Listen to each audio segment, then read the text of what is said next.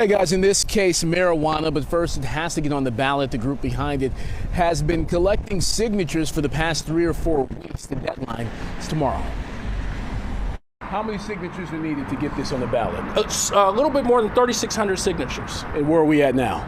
We're close to 4,000. And come November, Detroiters may vote on whether the city provides reparations to its African-American residents. It's the biggest, blackest city, but you still see an economic divide, a gap that is significant, and it has not been quelled. Attorney Todd Perkins is part of a grassroots effort that would allow Detroit voters to change the city's charter, giving the people the right to pass legislation to earmark city funds.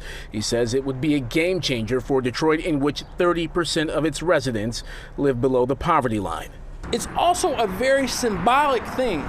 There's an acknowledgement. Everybody can acknowledge slavery is wrong, and everybody can say, I'm sorry, but words mean action. Ideally, where would this money come from? Well, ideally, the money would come from marijuana revenue. You know, as much as people may have been against recreational marijuana in the city of Detroit, there's now going to be revenue that's generated from that. There's going to be revenue that's returned to the city from the state, and we would like to capture that money.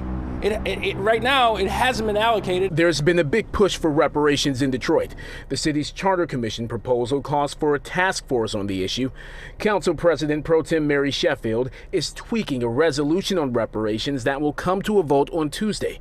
Perkins says if the petition drive is successful and the issue ends up on the ballot, it could draw more Detroiters to the polls in November when they vote to keep or replace Mayor Mike Duggan and city council members. I think it'll increase voter turnout. It'll increase, it may even increase a divide. But even with the divide, look what we had. We had one of the greatest turnouts last November because of the divide that we saw in this country. And that's a good thing.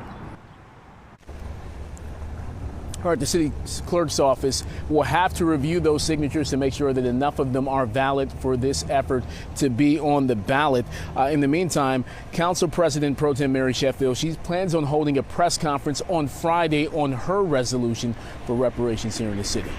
Buell, Taryn?